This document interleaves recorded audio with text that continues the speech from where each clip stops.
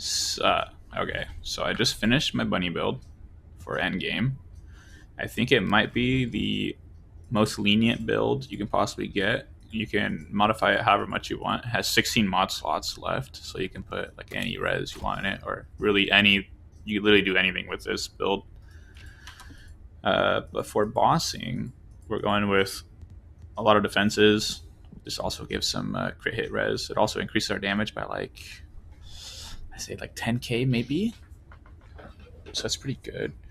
We're running time distribution as well for CDR and more health. So we have high voltage up all the time. We have dangerous ambush, but we can also swap this out for a lethal. If you're running a thunder cage or a crit weapon, this would be really good. It's way more consistent than dangerous ambush would be, especially if you're doing solo. Dangerous ambush is probably the worst. But you could get away with it in like group play. It is possible. So the build would probably look like this if I was doing like a solo and then like a res. So like something like this, most likely. For dungeons, the biggest thing with dungeons is trying to get as much range as you can without sacrificing a lot of your defenses or damage. So you kill everything while you run through without having to stop and really sit there to kill things. And max range and frugal does that for us. You will need a CDR reactor or an uptime reactor to use frugal, but if you don't have one, it's fine. You can just use the time distribution instead of frugal. Frugal only gives like a tiny bit more range, but it is a bit better. For farming, this is just gonna be your normal standard bunny build for like running circles or just any mob farming in general, really. We're gonna sacrifice a lot of our defense and a lot of our HP, basically, for range and CDR. In this last slot, you could put frugal or more range if you have it, if you can fit it. I don't like the other range options because you would have to get rid of like dangerous ambush to use multi-talented. Dangerous ambush is really good when you're farming.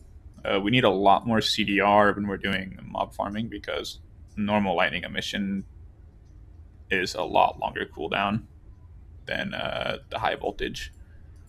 So we have to run nimble, and then we run battle of stamina for the CDR as well. You can run a range reactor, which would be really good for normal farming. That's it for those. For reactors and components, this is mine. For like bossing and stuff, you would want double electric, double singular with thunder cage. And then for mobs and dungeons, you would want range and CDR. Or duration, range and duration, range cooldown reduction, either one. For auxiliaries, you want to go double HP with a res. For sensors, you want to go defense or HP. It's up to you, but you want res and you could do MP in combat, realistically. For memory and processor, you want to do the supernova set for the bonus damage you'll be getting. You want double defense on your memory with res. And for your process, you want a res, and then you could put anything else, anything on the last slot. It doesn't really matter. You could go like shield if you really want to. It's fine. It is possible to run a full 4 set for supernova. You don't lose that much defenses because we have a lot in the build already. So it is really lenient on what you really want to do. If you want to be really tanky, go HP or HP defense on these and do the 2 set only. But if you want to do a lot more damage, you can sacrifice some of your defenses since we have a lot in the build already. And that should be about it. I think I covered everything.